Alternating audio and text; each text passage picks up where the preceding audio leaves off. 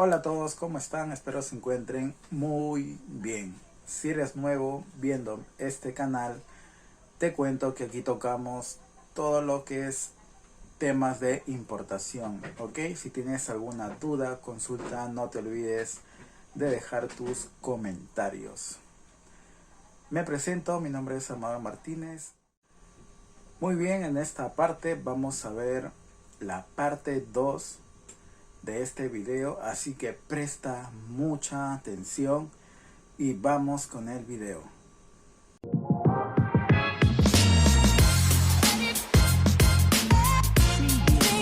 Bien, bienvenido a esta segunda parte donde vamos a hablar acerca de los requisitos para poder importar. En esta segunda parte vamos a hablar acerca de qué requisitos se requieren para poder importar como persona natural y por supuesto también como persona jurídica o como empresa. ¿Ok? Y por supuesto también vamos a hablar acerca de qué documentación se requiere. Pero antes necesitamos un poquito de jerga aduanera, un par de términos que nos van a ayudar durante el transcurso de esta segunda parte. ¿Okay? El primer término es lo que se conoce como el Incoterm. ¿Okay? Este término, que probablemente lo has escuchado y si no es la primera vez, no es otra cosa, ojo, que unos términos internacionales de comercio que reflejan la aceptación voluntaria sobre las condiciones en las que se va a entregar una mercancía. ¿Ya? Cuando dos personas se ponen de acuerdo para hacer una compra-venta internacional, como por ejemplo tú aquí en Perú y un proveedor allá en China, por ejemplo, ¿ok? Ustedes pueden acogerse a estos términos internacionales de comercio de forma voluntaria para establecer estas condiciones de entrega. ¿Por qué? Porque estas condiciones de entrega se usan y te va a servir a ti para poder aclarar, de hecho para esto se usa, para poder aclarar o determinar los costos de una mercancía.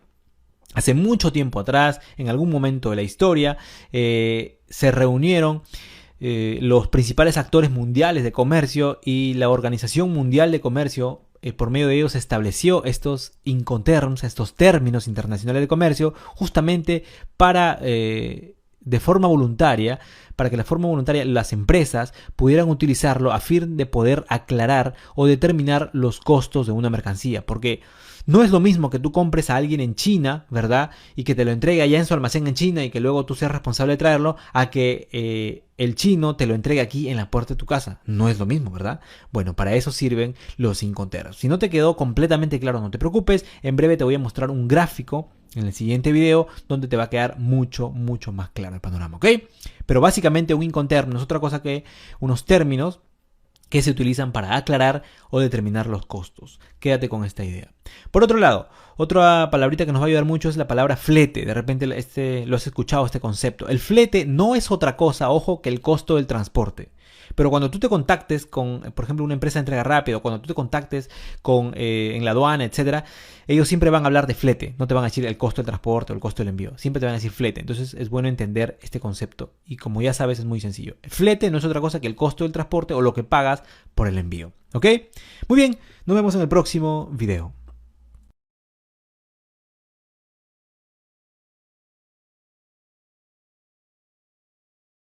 Advertencia, en el siguiente video puede que te muestre información que parece un poco complicada, pero en realidad no lo es, ¿ok? No te preocupes porque voy a tratar de explicártelo de una manera en que sea lo más fácil posible. Ahora, esto es lo que te quiero mostrar.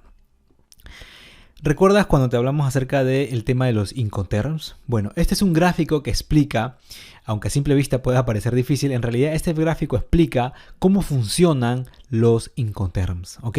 Habíamos dicho que son unos términos internacionales de comercio que se utilizan para definir, ¿verdad?, entre otras cosas, el momento de la entrega de un envío y para definir también los costos, cuánto es que va a costar una mercancía en una determinada operación de compra-venta. Entonces, por ejemplo, si te fijas aquí en este lado izquierdo están los Incoterms. Estos son todos los que existen y todo lo que está en color naranja se refiere a la obligación del exportador, es decir, hasta qué punto el exportador es responsable de la mercancía, y todo lo que está en color celeste se refiere a la obligación o al momento en el que el importador asume la obligación por esta mercancía. ¿Ok? Y estos signos de admiración que están en círculos negros se refiere al momento en que se transfiere el riesgo. Entonces, como te puedes dar cuenta aquí, cada Incoterm tiene diferentes momentos en los que se transfiere ese riesgo desde el exportador al importador. Por ejemplo, este Incoterm de aquí se refiere, que se llama Ex-Works, que significa en la fábrica del exportador. Este Incoterm se refiere a cuando tú haces una compra a un importador en cualquier parte del mundo y tú eres responsable o él te la entrega en la puerta de su almacén. Y a partir de ese momento tú eres responsable de llevarlo, sacarlo del país de origen, ¿no? Ya hablamos de que por medio del transporte terrestre y luego para embarcarlo, a un transporte aéreo y luego de transportarlo hasta que finalmente llegue al país de destino y obviamente lo desaduanes y llegue a tus almacenes o a tu oficina o a tu empresa. ¿Ok? Y por aquí tenemos, por ejemplo, que cada Incoterm, ¿verdad?, refleja mayor responsabilidad o mayor obligación por parte del exportador y menor obligación por parte del importador. Como te puedes dar cuenta, incluso aquí hay un Incoterm que es este de acá, conocido como el DDP, que significa Delivery Duty Pay, es decir, impuestos pagados. Okay, o sea, entrega con los impuestos pagados, es decir, este es un tipo de Incoterm en el que tú acuerdas comprar con tu proveedor y lo que tú le pagas incluye el pago y la entrega del paquete en tu propio almacén, todo pagado, se le conoce también como el todo pagado, ¿no? Es decir, tú solamente pagas y el exportador es responsable absolutamente de todo el trayecto hasta tu propio almacén, entregártelo ahí y en ese momento en que te lo entrega se transfiere el riesgo. No, esta transferencia de riesgo tiene que ver con el momento en el que el exportador le transfiere la mercancía al importador, ¿no? Y te pongo un ejemplo muy sencillo. Cuando tú vas, por ejemplo, a una tienda a comprar, digamos que vas a comprar una cámara fotográfica, vas a un centro comercial, a una tienda especializada y compras una cámara fotográfica. En el momento en que tú pagas y el momento en que te entregan a ti esa cámara fotográfica, automáticamente, sin querer, te están transfiriendo el riesgo de la cámara hacia ti.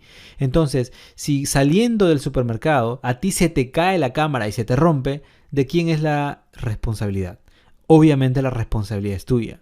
Por el contrario, si el vendedor en la tienda, mientras te muestra la cámara, de casualidad se le cae y se le rompe, ¿de quién es la responsabilidad? Obviamente de la tienda. Entonces, a eso se refiere con transferencia de riesgo. En el momento que se entrega la mercancía de un actor al otro, en este caso del exportador al importador, allí es donde se asume esa responsabilidad. Y por eso, como tú puedes ver aquí, cada Incoterm está diseñado para que se defina cuál es la obligación que tiene el exportador y la obligación que tiene el importador. Ahora, estos son todos los Incoterms, pero yo a continuación te voy a explicar cuáles son los Incoterms que más se utilizan. ¿Ok? En primer lugar, tenemos que tener en claro cuáles son los extremistas. Los extremistas son estos de acá, lo que te había mencionado, el Ex-Works y por otro lado el DDP. ¿Qué significa el Ex-Works? Ya sabes, es el Incoterm en el que tú compras o en el que tú pagas en una mercancía y tú eres el responsable de recogerla en el almacén del exportador. Obviamente los precios, y por eso te decía, los Incoterms se utilizan para definir precios, para definir costos. Entonces, si tú, por ejemplo, compras algo en Ex-Works, significa que va a ser mucho menor el costo. Digamos que tú compras un artículo y te dice precio Ex-Works es de $1. Entonces te dice, ya, pero Ex-Works significa que tú vas a tener que recogerlo en el almacén del exportador. Por otro lado, digamos que te diga, y el precio de DP, tú le preguntas, el precio de DP es $5. ¿Por qué? Porque esos $4 es lo que le va a costar al exportador hacer este trayecto hasta que finalmente te lo entregue en la puerta de tu almacén. Estos son los Incoterms extremistas. Uno es cuando tú compras en la puerta del almacén del exportador y el otro cuando te le entregan a ti en la puerta de tu almacén de tu oficina. Ok, tenemos por otro lado los más utilizados. Esto es lo más utilizado, esto es lo que más se utiliza, los Incoterms más utilizados, a pesar de que ya has visto que hay varios. Estos son los que más se utilizan tanto en el transporte marítimo como en el transporte aéreo.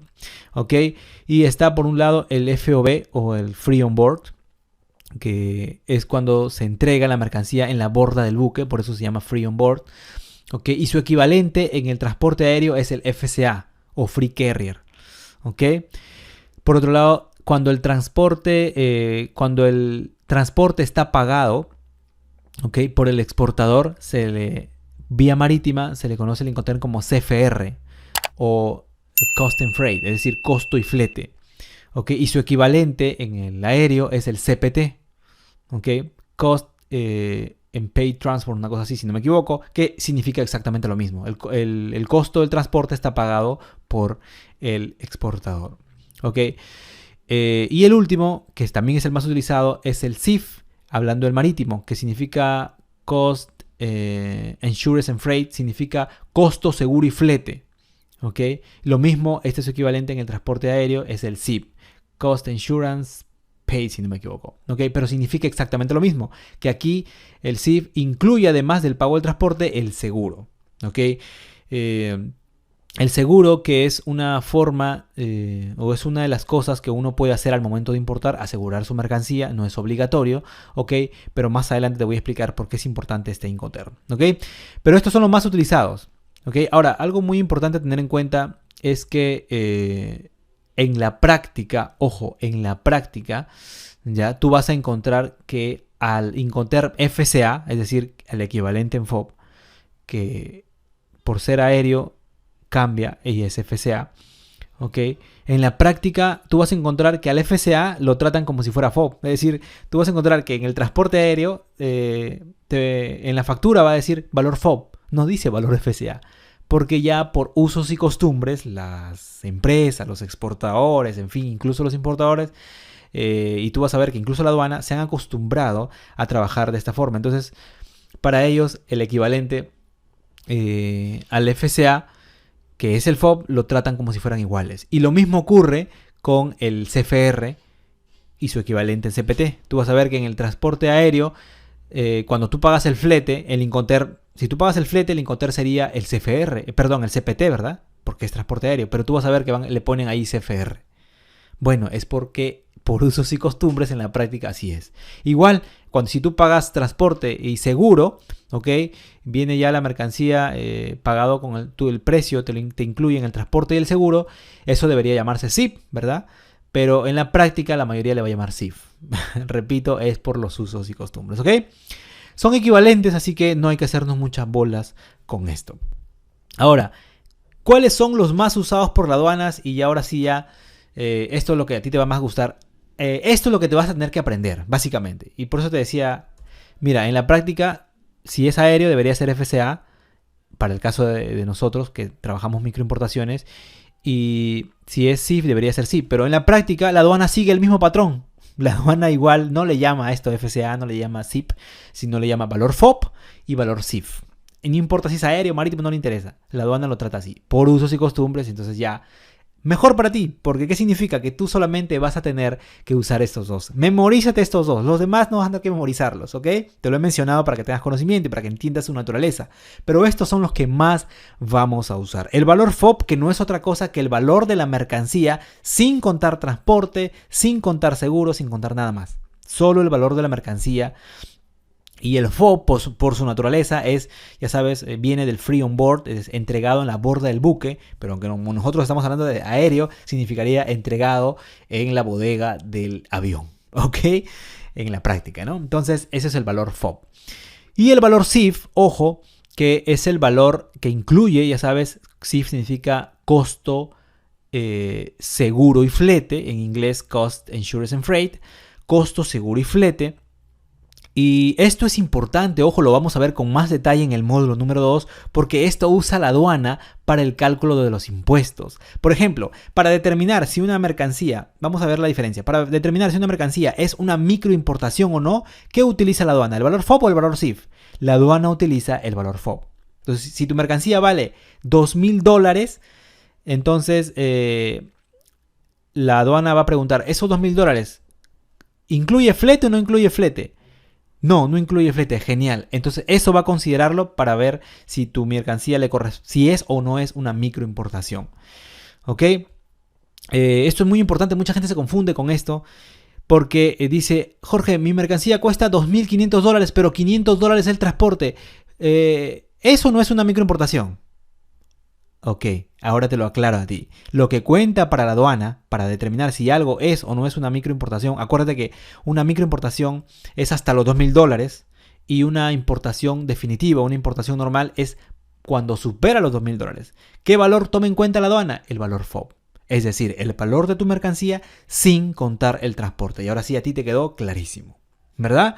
Ahora, ¿cuándo utiliza el valor CIF la aduana? La aduana utiliza el valor CIF para el tema del pago de los impuestos. Y eso lo vamos a ver con detalle en el módulo número 2, ¿ok?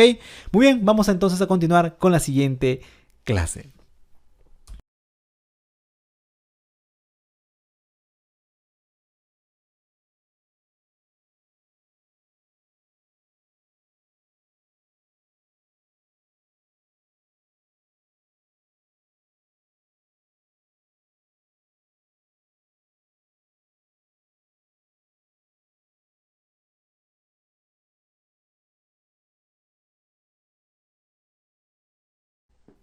Perfecto, hemos llegado a la parte de los documentos que se necesitan para poder hacer una importación. Presta mucha atención porque lo que te voy a revelar es muy vital que lo tengas claro, ¿ok? Los documentos que se necesitan, y te lo he puesto aquí en una tabla comparativa, entre cuáles son los documentos que se necesitan para hacer una importación normal y cuáles son los documentos que se necesitan para hacer una microimportación. Y te lo he puesto para que tú veas la diferencia. Por ejemplo, para hacer una importación normal, lo primero que uno necesita es lo que se conoce como el conocimiento de embarque. El conocimiento de embarque no es otra cosa que el documento que emite la empresa que realiza el transporte. Por ejemplo, si es vía marítima, se conoce como conocimiento de embarque marítimo. Si es vía aérea, se le conoce como guía aérea a este documento. Si es por vía terrestre, se le conoce como carta aporte. Y así. ¿Ok? Este documento es importante porque este es el documento con el que viaja tu mercancía. Ese documento es uno de los primeros documentos que se necesita para poder hacer una importación. ¿Ok? Este documento lo emite el transportista. El segundo documento que se necesita para hacer una importación es la factura comercial.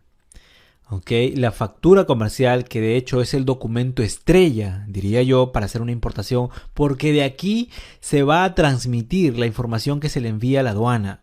De la factura sale absolutamente toda la información vital e importante en una importación. La factura es clave. Yo diría, grábate esto, la factura es sagrada. ¿Ok? Y ahora te voy a explicar por qué también. Otro documento que se necesita para hacer una importación es lo que se conoce como una lista de contenido o packing list en inglés. Y esto se necesita sobre todo para hacer cuando se hacen importaciones.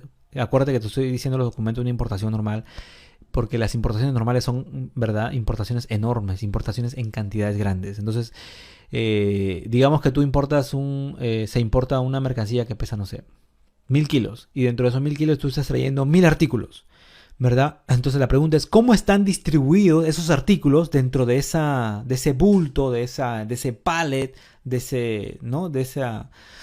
ese contenedor? ¿Cómo están distribuidos esos 1.000 unidades de artículos? ¿Okay? ¿Cuántos hay por caja, por ejemplo?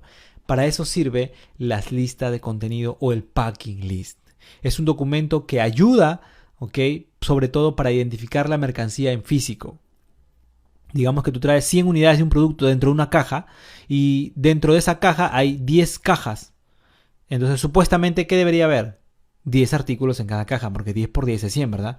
Pero ¿qué pasa si de repente tú tienes un producto cuyo modelo entran en 3 en una caja? Entonces tú tienes varios artículos, varias cajas en las que tienes 3 y otro en la que no entra en una caja 2, sino entra solamente 1. Entonces hay cajas en las que hay una unidad, cajas en las que hay 2 unidades y cajas en las que hay 3 unidades, pero en total hay 100. La pregunta es, ¿cómo hace el oficial de aduanas o la persona que esté tramitando tu envío? ¿Cómo hace para saber eso? No tiene que adivinar, no tiene que ponerse a contar, a menos que tú quieras que saquen tu envío y lo despedacen y lo hagan, ¿no?, lo abran y lo manipulen, cosa que nadie quiere que le hagan eso, ¿verdad? Por eso existe la lista de contenido, los packing lists, para poder tener en forma ordenada cómo está distribuido el contenido de una mercancía en una caja o en este caso, como es mercancía grande, una importación normal, en un contenedor. Acuérdate que te estoy diciendo los documentos necesarios para una importación normal como un plus para que tú veas ahora la diferencia con una microimportación, ¿ok? ¿Qué otros documentos se requieren? Estos documentos ya son opcionales. Te había dicho yo que, por ejemplo, uno puede asegurar su mercancía, ¿ok? Y para eso se contrata una póliza de seguro, y esa póliza de seguro, si tú la contratas, se tiene que presentar para hacer la importación, porque de allí la aduana va a sacar ese dato para hacer un cálculo, y eso lo vamos a ver en el módulo número 2, ¿ok? Otro documento opcional: si el país con el que tú estás trayendo un envío tiene un convenio, por ejemplo, con el nuestro, tú puedes o tú necesitas de alguna forma certificar el origen de la mercancía. Es decir, tú necesitas certificar que, por ejemplo, algo fue hecho en Alemania, por ejemplo. Tú puedes traer que tu mercancía venga con ese documento desde origen. Y ese documento, valga la redundancia, se llama así: certificado de origen. ¿Ok? Es opcional. Y hay otros documentos que dependen de la naturaleza de la mercancía. Acuérdate que en el módulo 4 vamos a hablar de lo que son los productos restringidos, ¿ok? Y por ejemplo, si un producto es restringido por su naturaleza, entonces además de todo esto, documentos se van a requerir los permisos. Ahora, ¿cuál es la diferencia con una microimportación? Presta mucha atención. En una microimportación habíamos dicho que es una importación simplificada aérea, por lo tanto el documento que se requiere es la guía aérea. Habíamos dicho que el documento estrella es la factura, aquí también es el documento estrella. Si tu mercancía es de cantidades, es decir, si tú traes una unidad, genial, no vas a necesitar una lista de empaque, una lista de contenido, un packing list. Pero si tú traes mercancía ya en cantidades de 20, 30, 50, 100 unidades, y eso está embalado de una forma en la que se necesita, entonces necesitas tú una lista de contenido o un packing list, ¿ok? Y el resto también es opcional. Tú puedes asegurar tu mercancía, y si la aseguras necesitas la póliza de seguro presentarla. Y repito, en el caso del certificado de origen, si necesitas certificar el origen de esa mercancía, también lo presentas. Ojo, y en breve te voy a explicar otro uso que se le da al certificado de origen que te va a interesar mucho. Y si la mercancía es restringida, se tienen que presentar esos documentos, esos permisos. Ahora, ¿cuál es la clave aquí? ¿Cuál es la diferencia entre una microimportación y una importación normal? En que tú no emites la guía aérea. Tú no tienes nada que ver casi con la guía aérea. Casi, digo. Porque la guía aérea la emite el transportista. Y el transportista emite la guía aérea en base a el paquete, en base al envío que tú estás haciendo y en base a la información que recibe del proveedor. Entonces tú casi con la guía aérea no tienes nada que ver. ¿Ok? Por otro lado, si tú no viajas con tu mercancía asegurada, no vas a necesitar póliza de seguro. Si no vas a usar certificado de origen, no lo necesitas. Si tu mercancía no es restringida, que en la mayoría de los casos ustedes no vas a importar mercancía restringida, en la mayoría de los casos, repito, y si lo vas a hacer, ya sabes, para eso está el módulo 4. Entonces, ¿cuál es el documento que sí o sí vas a necesitar? La factura. La factura, como te puedes fijar aquí, es el documento estrella. Porque incluso la lista de contenido solo depende si traes en cantidades. Pero la factura se convertirá, por lo tanto, y como te fijas, solamente si no traes cantidades, ¿ok? La factura se convertirá en el único documento que vas a presentar tú para hacer una importación. Y esa es la gran diferencia con una importación normal. Esa es la gran diferencia. Que con un solo documento tú puedes hacer una importación. Y por eso yo te he venido diciendo desde un comienzo, desde el paso número 1, la importancia de que esta factura esté bien hecha. Si la factura tiene la información justa y necesaria, y si tiene más, mejor, eso ya lo vamos a ver en el módulo número 3, pero si tiene la información justa y necesaria, entonces con la factura tú vas a poder hacer toda tu importación sin ningún problema. ¿Ok? Grábate esto. La factura es el documento más importante y quizá el único documento por el que te vas a tener que preocupar al momento de hacer una microimportación. Y esa es la gran diferencia. ¿Ok? Vamos a hablar, no te preocupes, detalladamente de la factura, pero quería que tengas esta información muy presente. Vamos entonces con el siguiente video.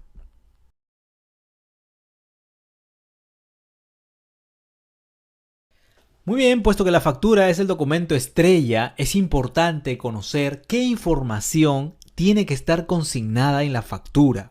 ¿Ok? Presta mucha atención a este video porque esto es una maestría que te voy a dar, es una clase magistral que te voy a dar, porque muchos importadores, ¿ok?, no entienden esta naturaleza. Esta fue una de las primeras clases que yo recibí hace muchos años atrás cuando llevaba la carrera de comercio internacional, pero la verdad, te soy honesto y sincero, yo no entendí su importancia sino hasta cuando me fui a la cancha, sino hasta cuando aprendí en la práctica lo crucial, lo sagrado que es una factura comercial.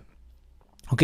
Repito, la factura comercial es el documento mediante el cual se va a declarar ante la aduana toda la información de tu importación. Por lo tanto, la factura es algo así como una declaración jurada que tú firmas. Pregunta, cuando tú firmas una declaración jurada, ¿tú lees lo que firmas? Obviamente, ¿verdad? Y si no, deberías.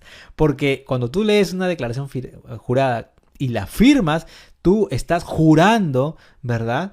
Y en un documento escrito, y pues si algo no es verdadero, si algo no hace honor a la verdad, tú puedes ir preso por un documento, ¿sí o no? Así de grave o así de importante es una factura también. Entonces, por lo tanto, la información que contenga la factura debe ser, en primer lugar, veraz. Debe ser fiel a la verdad. Y en segundo lugar, debe contener toda la información que ahora yo voy a compartir contigo. Muchos importadores e incluso muchos exportadores, ojo, y si tú vas a importar de China, debes saber que los exportadores en China tienen muy malas costumbres con respecto a las facturas. Ok, déjame tomar un poquito de agua. En serio, sus facturas a veces dan pena. Entonces, por eso es importante que tú sepas cómo debe estar una factura, y por eso es importante instruir al proveedor, que es algo que estamos viendo durante este módulo y durante todo el curso. Okay, tú estás aprendiendo cómo hacer las cosas de forma profesional. Esto lo hacen las empresas grandes. Tú sabes, las empresas enormes que se dedican a importar tienen un área especial de importaciones. Y esa área especial de importaciones tienen a profesionales con experiencia en importaciones. Y ellos, una de las cosas que dominan es esto que te voy a enseñar a ti. ¿Ok? ¿Qué información debe tener una factura? En primer lugar, una factura no es factura si no tiene la información del exportador, del proveedor. No es una factura. Tiene que tener, en este caso, la razón social del exportador. Tiene que tener su dirección. Y si tiene una página web, tiene que tener esa página web, su teléfono, qué sé yo. Tiene que tener la información. No se puede importar. De hecho, te confieso algo. Yo que he trabajado transmitiendo información en la aduana, hay un campo que no se puede dejar en blanco. Ese campo se tiene que llenar. Y ese campo tiene que ver con la información que está en la factura respecto al proveedor. Esto tiene que estar sí o sí. ¿Qué más? Tiene que estar la información del consignatario, o sea, la tuya. Y eso te lo he dicho ya en el paso número 1. Completo, tu nombre completo, tu dirección, tu RUC si lo tienes, tu celular, tu correo, todo. Tiene que estar tu información completa, porque en base a esta información se va a transmitir a la aduana. Una factura no es factura si no tiene también tu información. ¿Qué más? Si la factura está numerada, entonces, si tu proveedor, lo más probable es que sus facturas estén numeradas, porque obviamente emite constantemente facturas, entonces ese número tiene que estar en la factura, tiene que estar declarado en la factura. Hay algunos proveedores que no numeran sus facturas, o que de repente tienen por costumbre, o que cuando tratan con un cliente por primera vez le emiten una factura sin numeración porque, no sé, es un producto nuevo, porque recién están tratando con el, qué sé yo, un montón de razones por las que puede haber que no se numera la factura. Si no se numera una factura, entonces tu factura la van a declarar como factura sin número, ¿ya? Y aún así, yo siempre digo que es mejor que el sin número figure aquí, ¿no? Es decir, si tu factura no tiene número, aquí que le pongan pues, SN/SN, ¿no? O no sé cómo es en inglés. Y ya está, sin número, factura sin número. Okay, pero de preferencia que esté numerada. Porque una factura, pues obviamente debería estar numerada, ¿no? La mayoría debería estar numerada. Pero si no está numerada, entonces al menos que indique que es sin número. ¿Ok? ¿Qué cosa más importante? Esto lo digo como un anexo, como un paréntesis, ¿ya? Esto de aquí. Pero esto sí tiene que estar sí o sí. Este es el tercer componente más importante. Fecha. Se cometen muchos errores en la factura y lo he visto en muchas facturas, sobre todo de China. También algunas de Europa, ¿ya? Pero sobre todo de China. No ponen la fecha a una factura. Oye, un documento no es documento si no tiene fecha. ¿Te acuerdas en el pasado cuando escribíamos cartas? Lo primero que se ponía arriba era la fecha. Bueno, hay muchos importadores que no entienden esto, no sé por qué, y no le ponen fecha a su factura. Una factura no es factura si no tiene fecha, punto. Tiene que tener fecha, ¿ok? Vamos con la segunda parte de la factura. Esta es la parte de abajo de una factura, te la he puesto aquí para que la puedas ver mejor. Una factura no es factura si no tiene información de lo que estás importando, la descripción de tu producto, la cantidad que estás importando, el valor unitario, el valor total. Los valores tienen que estar declarados en la factura. Y como también te lo había dicho, o si no te lo he dicho ahora te lo aclaro, es importante que en la factura de preferencia esté toda la información que se necesita del producto que estás importando. ¿Ok? Muchos importadores no toman en cuenta esto e importan solamente con esta línea de acá abajo y omiten esta parte de acá. Repito, porque muchos exportadores están mal acostumbrados a trabajar así. Este celular, por ejemplo, este es un ejemplo de una importación de un celular. Este celular tiene una marca, ¿sí o no? Hay que poner la marca en la factura. Se pone marca y la marca tal. Si tiene modelo, todos tienen modelo. Se le pone el modelo. ¿Cuál es la condición del ítem, de ese celular? ¿Es nuevo? Si es nuevo, se pone acá. Si no, hay a veces importaciones, por ejemplo, que son refurbished o reconstruidos, si no me equivoco en español.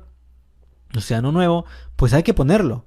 O de repente tú importas algo que es usado. De repente puede ser una maquinaria que importas usada. Pues hay que ponerlo acá. ¿Por qué? Porque otra vez, esa información se transmite a la aduana. Si algo es nuevo o es usado, o es refurbished, como en este caso, eso se transmite a la aduana. Y si tú no lo pones acá, ¿qué crees que va a pasar? Van a tener que revisar físicamente tu envío probablemente. O te van a tener que llamar para preguntar. Y tú no quieres eso. Tú quieres que todo corra, que todo fluya, ¿verdad? Ok, por eso es importante que esta información esté en la factura. Si tú no pones esta información, te van a llamar. Si tú no pones esta información, permíteme un segundo. Si no se hace esto, si no se coloca la información que se necesita en la factura, y hablando de la descripción del producto, si no se sabe, si no se conoce la información mínima de la descripción de los productos, entonces se puede generar un problema. ¿Okay? ¿Cuál es la consigna acá? La consigna es que la factura debe hablar por ti. La factura debe decir todo. A ti no te tendrían que llamar ni contactar para preguntarte nada. Todo debería estar en la factura. Entonces, como ves aquí, incluso la condición, ¿no? Si es nuevo, si es usado, si tiene marca, si tiene modelo, las cantidades, etcétera. Toda la información que se crea relevante. Incluso también se puede poner aquí la función. Ya, eso lo vamos a ver con mayor detalle en el módulo número 3. Ok, algunos tips que te voy a dar para poder hacer esto de una manera más profesional y que tus envíos vuelen cuando pasen por aduana. Ok, pero esa es la razón. Ahora, otra cosa importante que tiene que tener una factura es los valores completamente declarados. Ok, y si se paga el flete, ojo, si se paga transporte, el transporte debe estar indicado en la factura. Este es un error muy común que se comete. Siempre veo este error constantemente. Mi consejo es que instruyas al proveedor al momento de la compra, al momento de hacer la importación. Y si, por ejemplo, tú pagaste por un flete o por un transporte, pide que lo incluyan en la factura, tal como este ejemplo que te he puesto aquí. Pide que lo incluya. Si no pagaste, obviamente no tienes que pedir nada. Pero si pagaste por transporte, pide que lo incluyan. ¿Por qué? Porque una de las cosas que va a pasar es que recuérdate que la aduana necesita esta información. Y esta información sirve, entre otras cosas, ojo, vamos a ver, repito con mayor detalle más adelante, pero entre otras cosas, esto sirve para que cuando tú tengas que comprobar ante la aduana un pago que has hecho, digamos que tú hiciste esa compra de $175.88 más el flete, todo pagaste 242.32. Pero digamos que el transportista no puso el transporte aquí.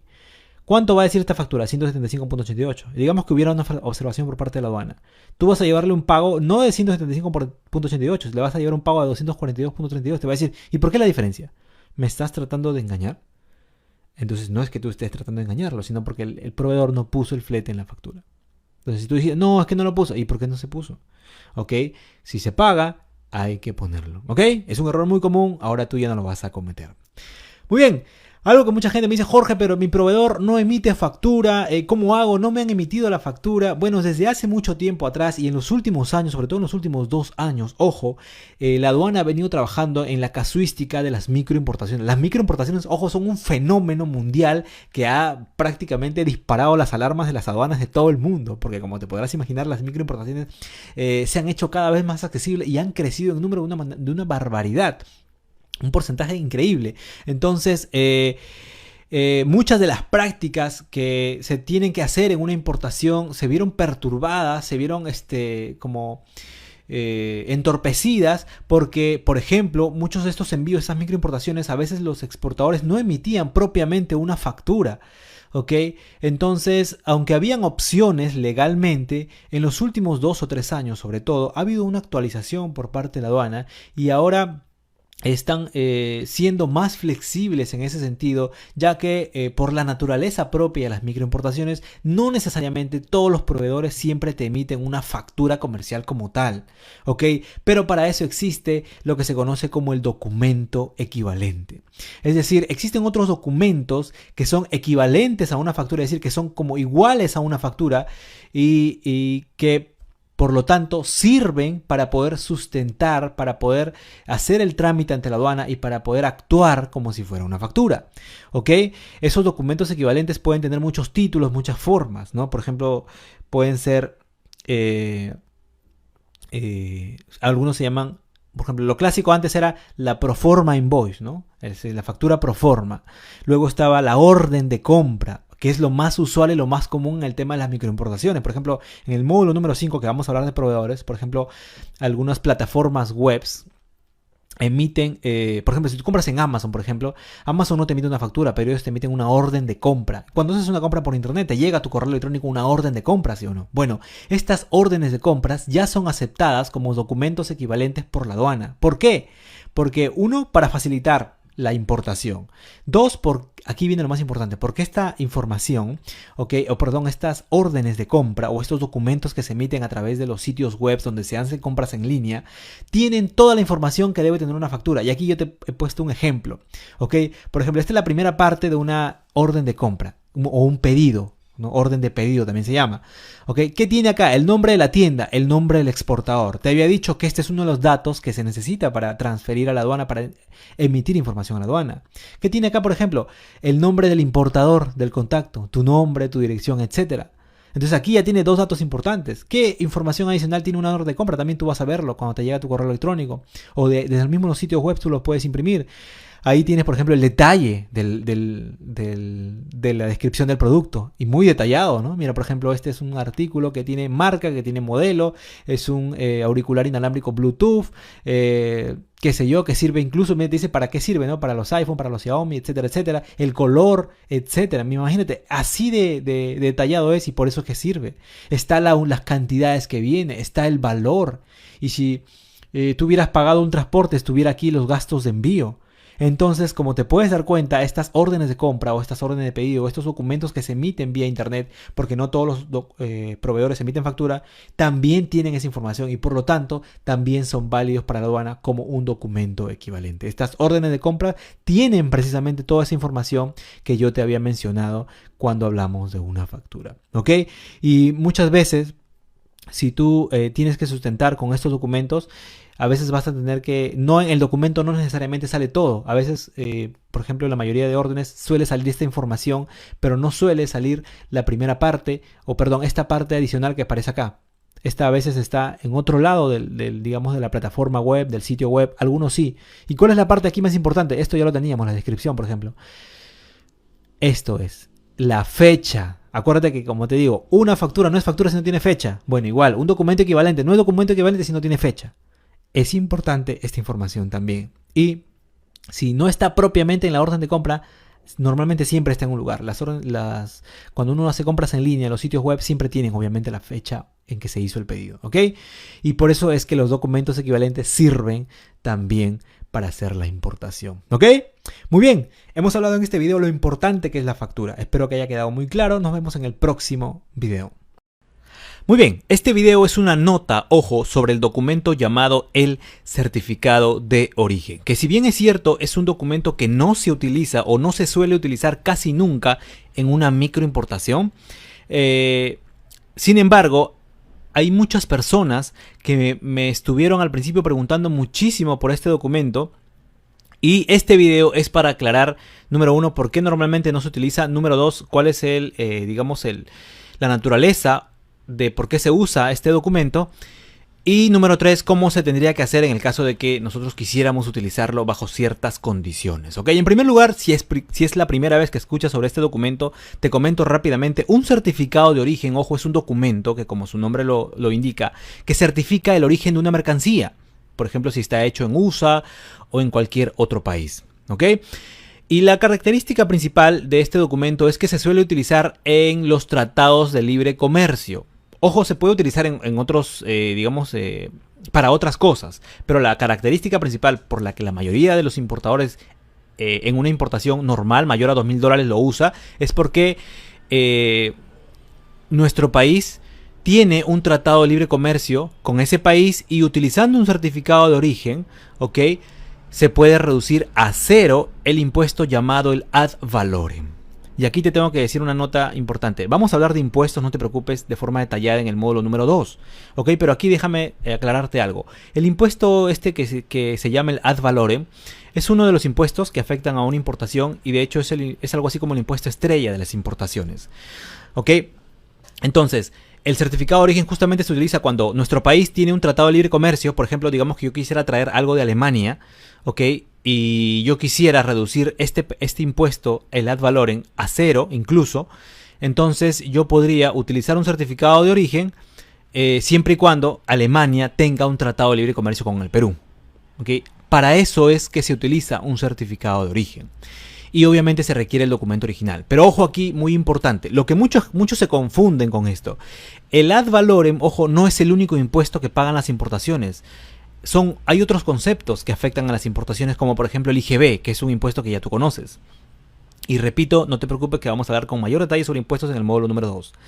Entonces, muchos se confunden y dicen, con un certificado de origen ya no voy a pagar impuestos. Eso es falso. Con el certificado de origen lo que se puede hacer es reducir a cero este impuesto particular llamado el ad valorem.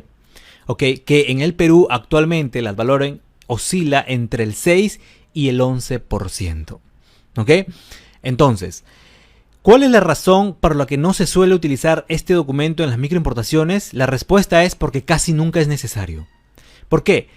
Y repito, tanto en el módulo 2, ojo, como en los próximos videos de este mismo módulo 1 vamos a hablar detalladamente sobre el tema de cuándo una mercancía le corresponde y no le corresponde pagar impuestos, ¿ok?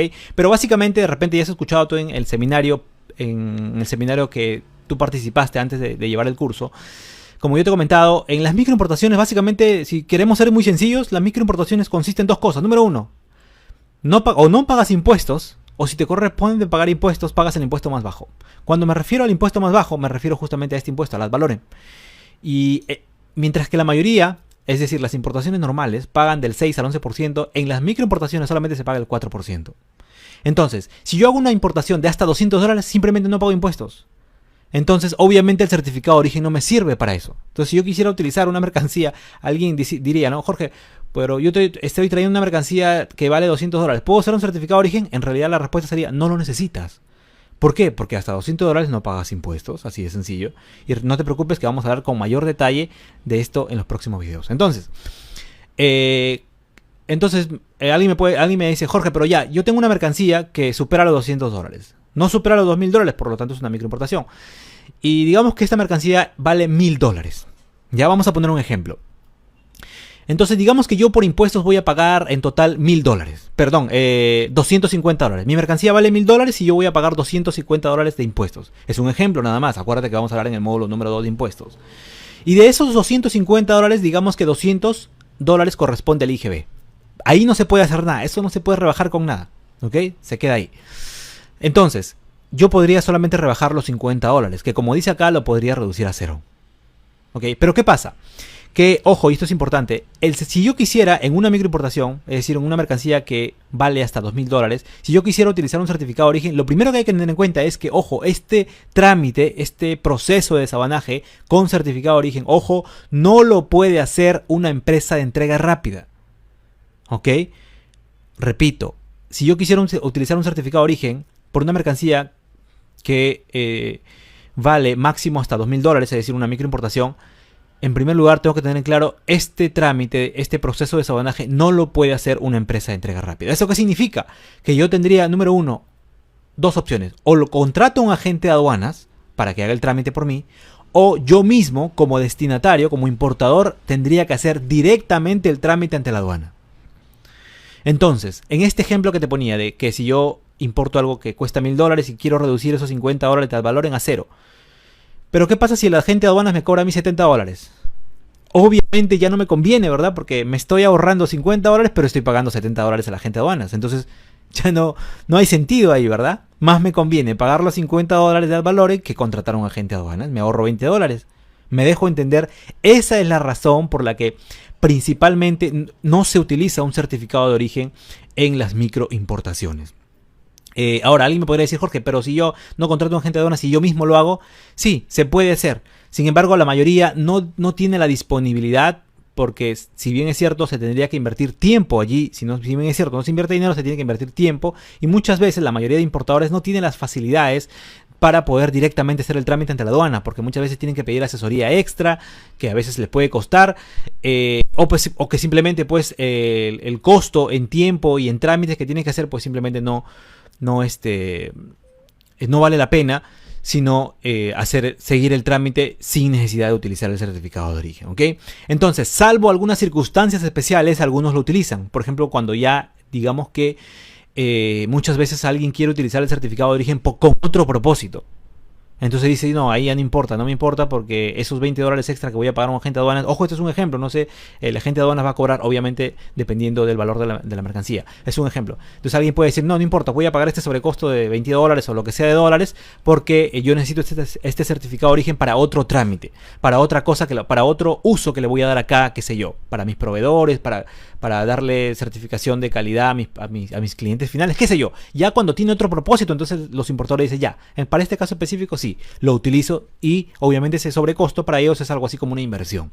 Me dejo entender. Para el resto de casos, para la mayoría de casos que lo único que está buscando es simplemente pagar la menor cantidad de impuestos, pues en la mayoría de los casos, como has visto, si mi mercancía vale $200, simplemente no necesito un certificado de origen. Y si vale más de $200 y hasta $2.000, entonces yo tendría que sopesar si me sale a cuenta o no me sale a cuenta, porque voy a tener que contratar a un agente de aduanas o yo mismo voy a tener que hacer el trámite.